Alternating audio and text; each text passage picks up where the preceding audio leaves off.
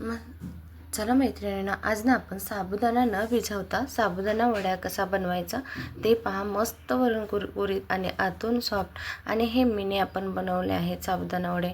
खूप टेस्टी लागतात, अप्रतिम असे। साबुदाणा भिजवायची गरज पडत नाही, काही वरी वगैरे लागत नाही आपल्याला।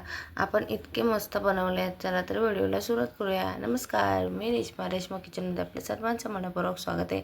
इथे एक वाटी भरून मी साबुदाणा घेतला आहे, छोटी वाटी भरून, म्हणजे जितके आपण बटाटे घेतले त्याप्रमाणे। आता हे म्हणजे 250 ग्राम घेतो, त्याच्यापेक्षाही कमी आहेत। तर इथे आपल्याला वाटले तर 2-2 बॅचमध्ये तुम्ही इथं हे मिक्सरमध्ये फिरवून घेता। आपण भाजून वगैरे साबुदाणा घेतला नाही, आणि 3 मीडियम साईजचे इथे बटाटे उकडून घेतलेले आहेत। तर हे साबुदाणा आहे ना, बारीक होत नाही मिक्सरमध्ये, जसा होईल तसा घ्यायचा वाटून। वाटलं तर तुम्ही 2 बॅचमध्ये इथे वाटून घेऊ शकता। तर हे थोडंसं बाजूला काढायचं, तर ते पुढे मी सांगणार आहे का बाजूला ठेवले आपण काढून ते। तर या पद्धतीने आपल्याला हे, आणि मग त्याच्यामध्ये ना अर्ध मी बाजूला केले, त्याच्यामध्ये मिरची घातली, आणि पुन्हा आपल्याला मिरची घालून हे वाटून घ्यायचं आहे। तर हे असं हे मिरची घातल्यानंतर मिरची वेगळी वाटली तर थोडीशी जाडसर राहील, आणि याच्यामध्येच फिरवली ना पुन्हा तर एकदम छान अशी बारीक होऊन येते। त्यामुळं नंतर पुन्हा आपण हे वाटून घ्यायचं। आता हे घेतलं आपण फिरवून, त्याच्यामध्ये आपण पाणी घालायचं। तर पाण्याचं माप असं जास्त काहीच नाही की आपण एवढ्याला एवढं। तर साबुदाणा आपण भिजत ठेवताना हे पाणी इतकं घालायचं की जो आपण पीठ केला आहे तो आणि पाणी सेम झाला पाहिजे। आपण जसं पाणी ओततो ना, तर पूर्ण ते पाणी साबुदाण्यामध्ये मिक्स होऊन जातं लगेच। त्यानं कोरड्या साबुदाणा वापरला आहे तर झटपट होतं। याच्यामध्ये जिरं वापरलं आपण, आपल्याला जेवढं हवं तेवढं। तर एक छोटा चमचाभर जिरं वापरलं, मीठ वापरलं चवीनुसार। आता हे बॅटर काही जास्त फुलत नाही, जसं साबुदाणा आपण भिजायला टाकतो तेव्हा खूप दुपटीने फुलतं, तर नाही, आपण भिजायला जास्त वेळ ठेवत नाही, त्यामुळे ते फुलत नाही। आता काय करायचं, आता हे जे बाजूला साबुदाणा ठेवून दिलंय ना ते पण घालायचं, म्हणजे आपल्याला एक कुरकुरीतपणा म्हणतो ना, तर ते थोडा वेळ तो साबुदाणा पाण्यात भिजवायचा, आणि मग नंतर हा जो ठेवला होता बाजूला तो साबुदाणा घालायचा। आता थोडंसं पाणी घालायचं, आणि 5 मिनटं आपल्याला हे ढाकून ठेवायचे। पहा, पाणी मी जास्त घातलं नाही। तो जेव्हा पहिला साबुदाणा भिजायला घातला ना आपण, तो 2-4 मिनटं आपण पहिला ठेवून दिला, साधारण 5 मिनटं ठेवला तरी चालतो तो। आणि मग आपण हा साबुदाणा वापरला, आणि मग इथे आपल्याला हे पहा, कुठेही जास्त पाणी आपण ओव्हर वापरलं नाही, फक्त जितकं मिक्स होईल तेवढं। आता 5 मिनटं ठेवून द्यायचं म्हणजे नंतर वापरलेला जो साबुदाणा आहे ना, तर लगेच भिजला जात नाही, थोडासा असा कच्चा राहतो, आणि वडे खूप टेस्टी होतात। नक्की एकदा या पद्धतीने करून पहा। त्याच्यामध्ये आपण हे उकडलेले बटाटे घेतलेत, आणि तुम्हाला जास्त प्रमाणात बटाटा असेल तर घेऊ शकता। पण सांगू, बटाट्याने काय होतं, बटाटा जास्त वापरल्यानंतर थोडंसं जसं आपल्याला कुरकुरीत हवं ना तसे साबुदाणा वडे होत नाहीत। तर हे तुम्ही एकदा या पद्धतीने करून पहा। तर मी तुम्हाला दाखवणार आहे बटाटा मी कसा वापरला।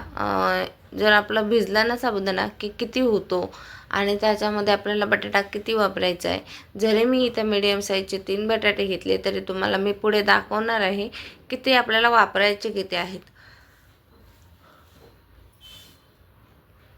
एवढा साबुदाण्याचा किस जर याच्यामध्ये वापरला ना, तर ते मऊ होतात, सॉफ्ट होतात। त्यामुळे आपण इथे बटाटा इतका वापरला नाही आहे। पहा, दिसायला एवढा बटाटा दिसतोय, तर त्यातला मी थोडंसं काढून ठेवलं।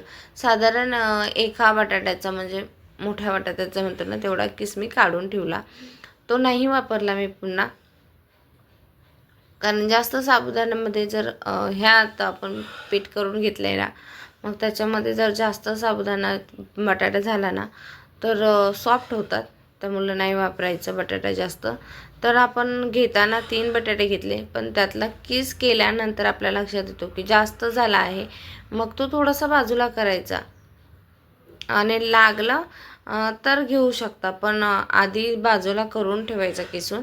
आता इथे मीठ घ्यायचं, आपण बटाटा घेतला आहे तर मीठ घ्यायचं, आणि शेंगदाण्याचा कूट, एक पोहे खातो त्या चमच्याने 4 चमचे इतकं मी शेंगदाण्याचा कूट घेतला आहे। आता मिक्स करून ना छानपैकी कारण आपण साबुदाण्यात पाणी वापरलं आहे, त्यामुळे आपल्याला पाण्याची आवश्यकता नाही पडत. किंवा बटाटा हे ओलसर असतो, मग मिक्स होऊन जातं मस्तपैकी.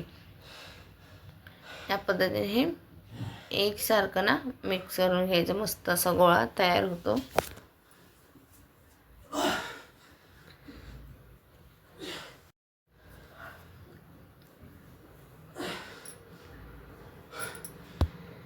आपण भिजवले ना की त्याच्यानंतर काही आपल्याला झाकण मारून वगैरे ठेवायचं असं काही नाही. भिजल्याबरोबर आपल्याला हे वडे करायला घ्यायचे. आता हा मस्त असा गोळा तयार करून घेतला. तुम्हाला वाटतं हाताला चिकटते तर तुम्ही इथे पाण्याचा हात घेऊन हा गोळा तयार करू शकता. पण एक्स्ट्राचा बटाटा घेऊन तुम्ही पुन्हा ते भिजवायला जाऊ नका, ते जास्त चिकट होणार. मग हे मिडियम साईजचे असे छोटे छोटे आपल्याला ना लिंबाच्या आकाराचे गोळे करून घ्यायचे. जास्त मोठे गोळे करायचे नाही, तर आपण मिडियम छोटे छोटे मिनी म्हणतो नाही का, बाईट्समध्ये जायला हवेत असे बनवतो आहे. तर या पद्धतीने हे गोळे तयार करून घ्यायचे. आता मी तुम्हाला दाखवते हे गोळे का करून ठेवायचे, मग नंतर आपल्याला झटकीपट करता येतात. तर हे गोळे असे करून ठेवायचे, काही चपटे असतील चपटे करून ठेवायचे या पद्धतीने.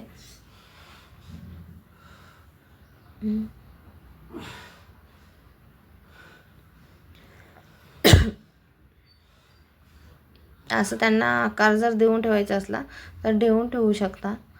आणि हे असे करून ठेवा आणि मग नंतर तुम्हाला जेव्हा हवे तेव्हा तुम्ही हे तळून खाऊ शकता जसे हवे तसे.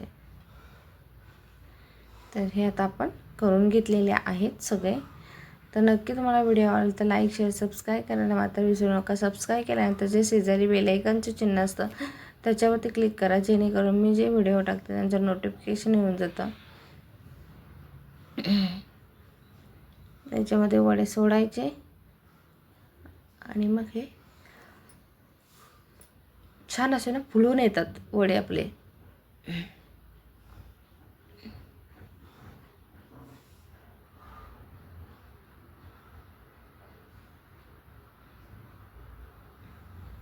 दिसायला पण किती सुंदर दिसतात. छोटे छोटे बनवले आहेत.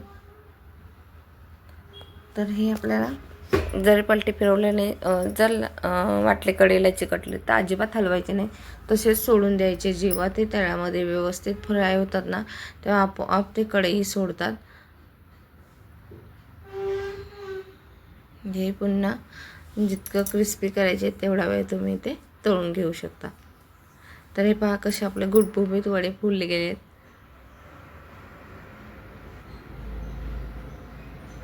खूप मस्त होतात, वरतून कुरकुरीत आतून सॉफ्ट असे आणि छान फुलून पण येतात. कुठेही वडे तेलामध्ये फुटलेले नाही आहेत आपले. पहा की बटाटा कमी झाला आहे किंवा साबुदाणा नाही, तर असे काहीच झालेलं नाही. मस्त असे छान वडे आपले क्रिस्पी गुबगुबीत तयार आहेत. त्याच्याबरोबर तुम्ही चटणी बनवू शकता किंवा दही बरोबर खाऊ शकता.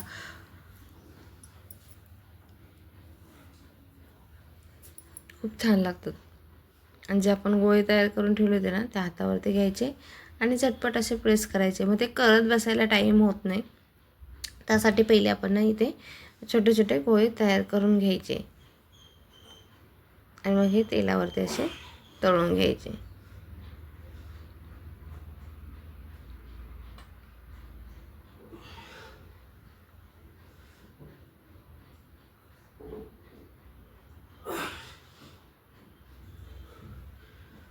आणि लगेच फिरवायला जायचं नाही. तेलामध्ये सोडल्यानंतर थोडीशी त्याची साईड ना शेकून घ्यायची. पहा किती मस्त असे वडे तयार येतात. आपले वडे करून झाल्यावरती पहा किती वेळा ठेवा तुम्ही, मस्त गुबगुबीत आणि टेस्टी राहतात. जर दुसऱ्या दिवसाला राहिले ना तरी भारी लागतात हे वडे. साबुदाणा वडा सॉफ्ट पडतो, मऊ पडतो जरी राहिला तरी खूप वेळासाठी. पण हा वडा अजिबात सॉफ्ट पडत नाही किंवा तेलकटही होत नाही. वडा नक्की करून पहा या पद्धतीने. न साबुदाणा भिजवताना किंवा एखाद्या वेळेस उपवास असतो तेव्हा आपल्याला साबुदाणा भिजायला घालायला लक्षामध्ये राहत नाही. तर या पद्धतीने तुम्ही नक्की हे वडे करून पहा. चला तर भेटूया, बाय.